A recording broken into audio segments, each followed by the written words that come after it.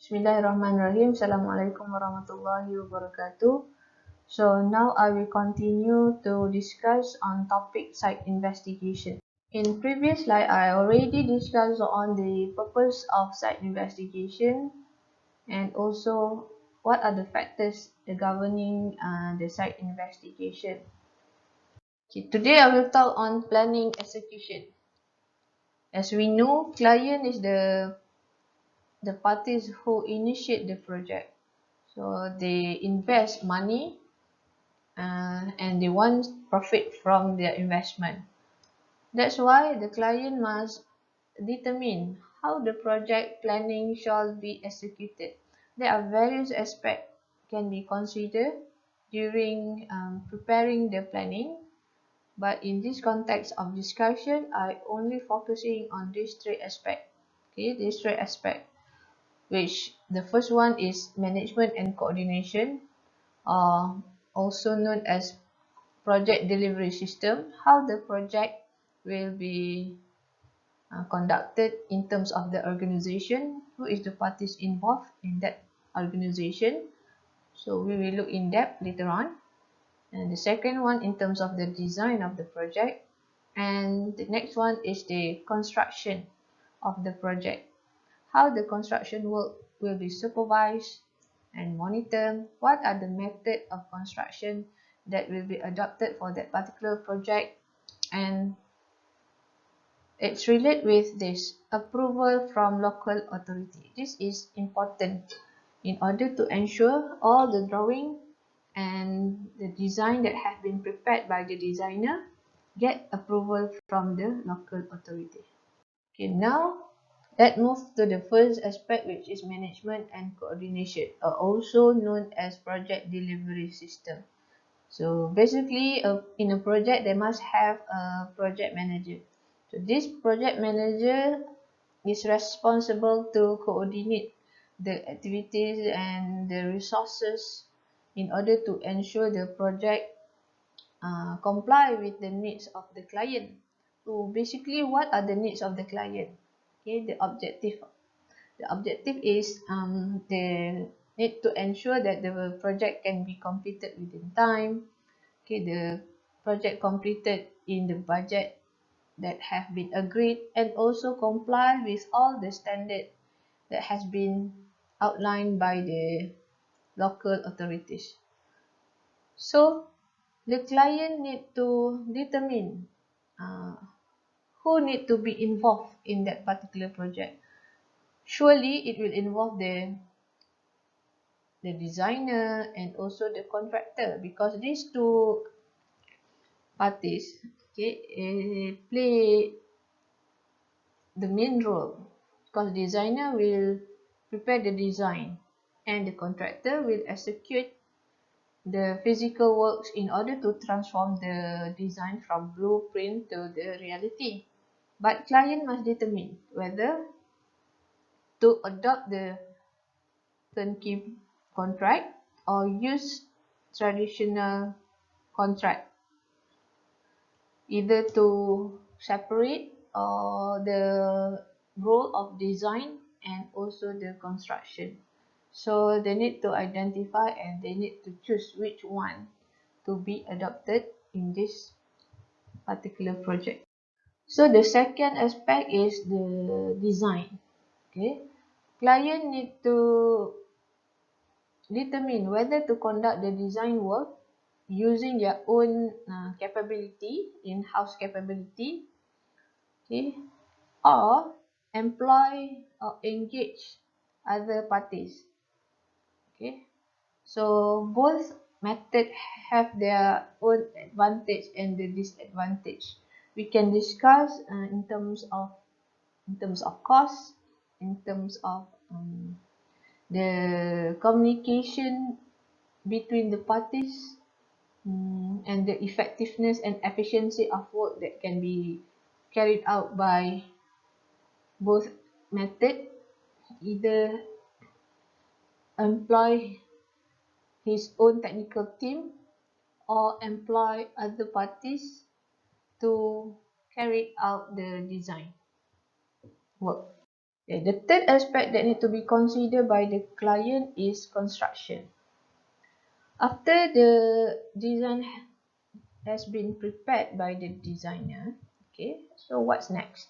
Next, the design need to be passed to the contractor so that the contractor can execute the construction works based on the design. But client need to ensure that contractor follow the design or construct the physical works referring to the design that has been agreed. Okay, so supervision of the construction is very crucial. So how this can be done? Client can employ his own technical team, okay,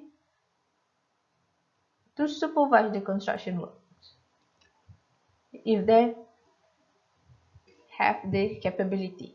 If let's say they don't have the what we call it, the engineer to be engaged, and so they can employ or outsource the work. So they can employ consultant to do the supervision work. Okay, preferable the same group consultant who did the design. Okay, so we know that the first place, if let's say the client do not have the capability in design, so they will engage or hire other parties, which is a consultant. So in this case, to supervise the work, okay, preferable the same group of consultant, the same consultant. So the consultant which supervise the construction works on the construction site normally is a resident engineer. Okay, the resident engineer. The second aspect under construction is method of construction. Okay, method of construction is very crucial because it will give impact in the costing. Okay, because once you want to construct, you need to have the resources. So we know that the main resources is the 3M. Okay, the first one is the manpower, the machineries, and also the materials. So there are two approaches under method of construction. Either the client may employ the contractor to supply all the resources, okay, all the resources including the materials, tools, and manpower for the project. Or the second approach is the client may employ the contractor only for supplying the manpower and the machineries or tools only. The materials is under responsibility of the client. So client will provide the materials on the construction site. Basically, both approach have its own advantage and the disadvantage. So the disadvantage and advantage will be discussed on the following slide. Okay, you can refer to this table in order to look at the advantage and the disadvantage for both approaches. Okay, if let's say the contractor supply labor, tools, and materials, what are the disadvantages? What are the advantages? Okay, same goes to if let's say the contractor only supply the labor and tools, but client will supply the material. So what are the advantages? What are the disadvantages? Okay, so just put yourself as contractor. If let's say you are the contractor, okay, and you supply all the resources, okay, so for sure client will not interfere. Okay, so you can do your own your own budget. You can plan or organize all your resources and works to be conducted without client involved. Okay, so as a client don't have any responsibility. They just wait for the project to be completed by the contractor. And at the same time, the contractor will try to finish the work on time. because they want to claim their payment. Okay, so this is the advantages. But for the disadvantages, okay, might be the contractor can raise or mark up the price, okay, because the client will not involve, okay, do not involve. So the contractor tends to mark up the price and get extra payment or whatsoever. And also in terms of quality, okay, it is difficult for the client to control or monitor the quality of the material, especially. Okay, so the contractor can claim that they use quality materials. Okay, but who knows if the material is poor in quality? The client might not know that, right? So about the advantages for the second approach, I need you to read by your own. If let's say you have any question or do not understand with anything on this part, you can ask me. Okay. The last one is the approval from authorities. Okay, there are several authorities that play roles in giving approval uh, in a project, in a construction project. For example, the Jabatan Alam Sekitar, JPS, Jabatan Pengaliran dan Saliran, okay, the bomber firefighting, the drainage department, okay, the TNB, the JKR, okay. So